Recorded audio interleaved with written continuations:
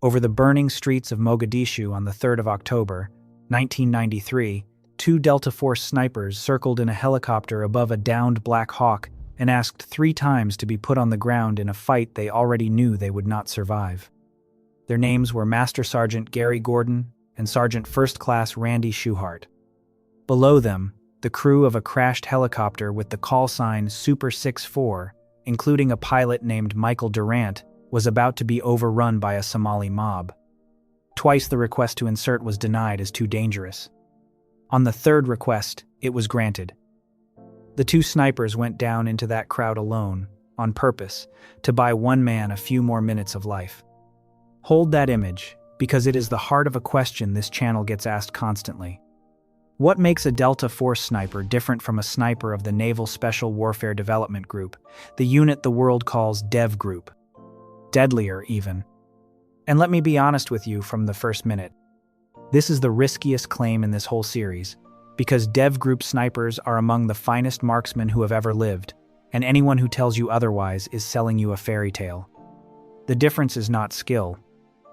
The difference is in how the Army builds its snipers and how it sends them to war, and the answer is more interesting than any caliber of bullet. If a genuine argument with the receipts laid out is what you want, not a flattering cartoon, subscribe and stay with me, because that is the only kind this channel runs. Keep Gordon and Schuhart over that crash site in your mind. We come back to what they did on the ground, because it captures the whole difference better than any specification sheet ever could. Start with structure, because structure is destiny in this profession. A Delta Force Sabre squadron is built from troops, and those troops are not all the same. 2 of them are assault troops, the men who breach the door and clear the room. But the 3rd is different. It is the reconnaissance and surveillance troop, the recce troop, and that is where the snipers live. The recce troop exists to slip in unseen, to watch a target for days, and to deliver precision fire from a hidden position. Every operator in Delta passes through sniper instruction during the operator training course, so the whole unit can shoot, but the recce troop is the specialization, and it tends to draw the most experienced and most patient men in the squadron. The skills that troop builds are not the skills of the firing range. A recce sniper spends his career mastering the art of the stalk, moving a few feet an hour across open ground, building a hide site out of the bare terrain itself, and lying inside it for days, while the target lives his life a few hundred meters away, with no idea he is being watched. He learns to read wind and light and distance by instinct, to range a man without a laser that might give his position away, and to put a single round exactly where it needs to go after 72 hours with no real sleep. That is a different profession from the assaulters, and Delta keeps it in a dedicated troop precisely because it cannot be done part-time. Getting into that recce troop is its own filter inside an already brutal filter. A man first has to pass Delta selection and survive the long operator training course, and only then, after proving himself, does he move toward the reconnaissance specialty where the unit's deepest fieldcraft is taught. By the time an operator is a fully formed recce sniper, the Army has invested years in him on top of the years he already spent becoming a soldier worth selecting in the first place. He is one of a small handful of men in the entire force trusted to operate alone, far forward, with a rifle that can decide the outcome of an operation before the assault force has even left the ground. That structure is a direct inheritance from the Army's entire reason for existing, which is land warfare. The American sniper tradition Delta draws on is a tradition of the ground, of a man crawling for hours into a hide site on a ridgeline, lying motionless in the dirt, and owning a piece of terrain with a rifle and a spotter. Delta took that deep land warfare lineage and refined it inside a Tier 1 unit. The recce troop is not a sniper section bolted onto an assault force. It is a standing, permanent part of how the squadron is built, with its own culture of patience, fieldcraft, and the long, lonely stalk. You see that doctrine most clearly in what the Army calls advanced force operations, the work that happens before the main force ever arrives. Delta, recce, and sniper teams specialize in going in first and going in deep, sometimes days ahead of an assault, to find the enemy, mark the targets, and set the conditions for the strike. The journalist Sean Naylor documented exactly this in his book, Not a Good Day to Die, the story of Operation Anaconda in the mountains of Afghanistan in 2002, where small Delta reconnaissance teams climbed into the high ground around the Shahikat Valley to watch an enemy that did not know they were there. That is the purest expression of the Delta sniper. Not a trigger puller waiting for a target, but the eyes of the entire operation, perched on a mountain in the dark. Now be fair to the other side, because a straw man helps no one, and this audience can smell one instantly. DEVGRU has its own elite reconnaissance and sniper element, historically known as Black Squadron. It began life as the unit's dedicated sniper team, and after the September 11th attacks, it grew into a force focused on advanced force operations and intelligence, the surveillance and target preparation that sets up a raid, a role that mirrors the Army's own intelligence specialists. Black Squadron snipers are genuinely world-class, and the men in it are some of the most capable operators the United States has ever produced. The honest distinction is not that they are lesser, it is that their lineage runs through the sea. And Black Squadron is no consolation prize. Its operators are trained to blend into a foreign city, to run surveillance the way an intelligence officer does, and the squadron even includes female operators who can move through a hostile street without drawing the attention a bearded man would. In the years after September 11th, this kind of advanced force work became some of the most valuable in the entire special operations world, the quiet groundwork that made the famous raids possible. When you picture a DEVGRU sniper, do not picture a watered-down version of a Delta one. Picture an equally lethal man who was simply raised in a different church, one that worships the sea instead of the mountain. That maritime DNA is the real difference, and it even shows up in the rifles. There is a precision weapon system called the Mark 13, built on a Remington 700 action and chambered in the powerful 300 Winchester Magnum, with an effective reach past 1,200 meters. It was developed through the Navy's own Ordnance Command at Crane, Indiana, and it is associated with the Naval Special Warfare community. Delta, by contrast, is more closely associated in Afghanistan with the M110, part of the 7.62 family that grew out of the SR-25 rifle designed by Eugene Stoner, a semi-automatic weapon suited to a fast-moving land fight where a sniper may need a quick second shot. Be careful with this, though, because the loadouts at this level are fluid and heavily classified, and a man will carry whatever the mission demands. The point is not that one rifle is magic. The point is that even the hardware reflects two different birthplaces, one born of the land and one born of the sea.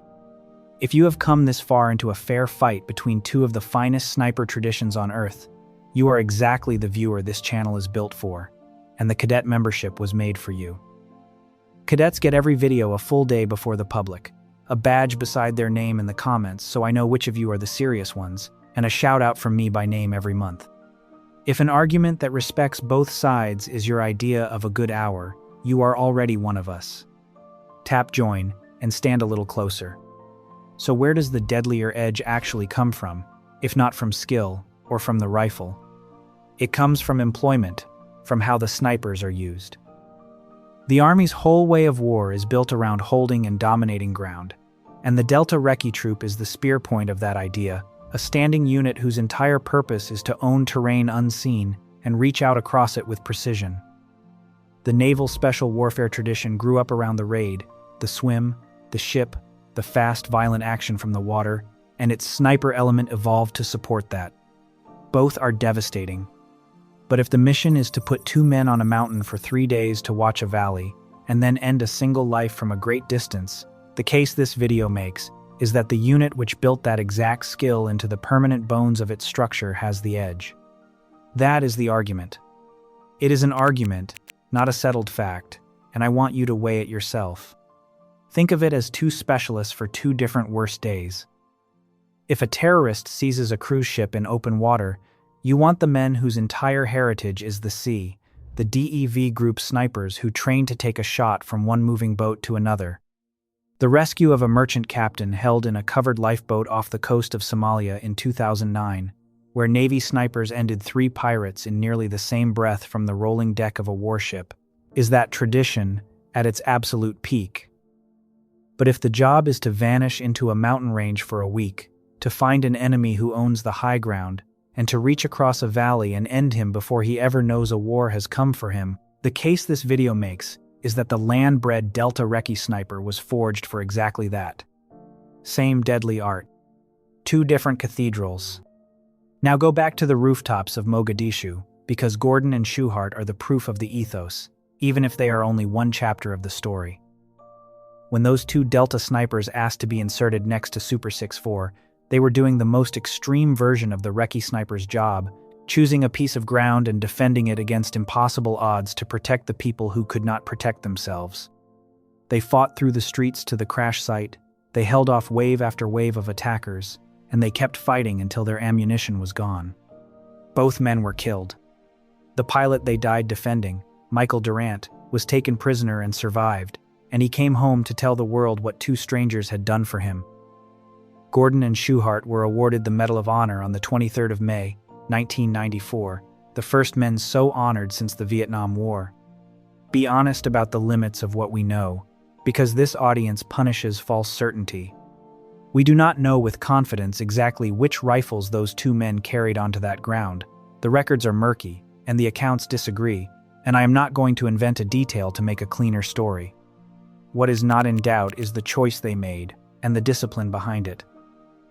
That choice, the willingness to take a hopeless piece of ground and hold it to the last round for someone else, is the thing the Delta Recce culture is built to produce. It is not about the weapon. It is about the man the system selects and the doctrine it pours into him. And I will admit something most channels never will. There is no scoreboard for this.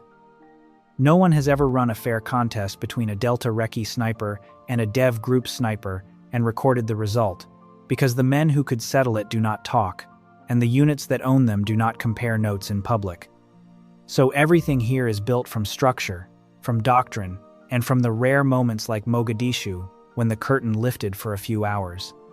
Reason from those, and the Delta Land Recce tradition makes a powerful case. Prove it beyond all doubt, and you cannot, and I am not going to pretend to you that I can.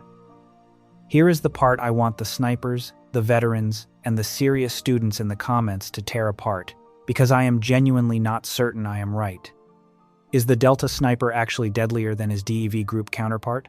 Or am I mistaking a difference in style for a difference in lethality? Maybe the maritime tradition produces a sniper just as deadly by a different road, and the only real distinction is the kind of battlefield each one was born to dominate. Tell me I am wrong. Tell me which tradition you would want on the high ground above you, and tell me why, because this is one where I will be reading the replies. And if that argument is the kind that keeps you up, then the public version of this channel is only the surface. The official membership is where I put the material that does not survive the edit, the unit details, and the operations, and the names that get cut before a video like this can go live. It is the part of the story I have to leave on the floor to keep this online at all. If you want what gets trimmed away, step up to official, and I will see you behind the line. Two Delta snipers asked 3 times to go down into a fight they knew would kill them, and then they went, because owning the worst ground on the field for the sake of someone else is the exact thing their corner of the unit was built around. That is the case for the Delta sniper. Not that he shoots better than the magnificent marksman of DEVGRU, but that the Army wove the lonely, patient, terrain-owning art of the rifle into the permanent structure of the unit, and then asked men like Gordon and Schuhart to take it as far as it can possibly go. Deadlier is a fighting word. In Mogadishu, 2 men spent their lives proving it might be the right one.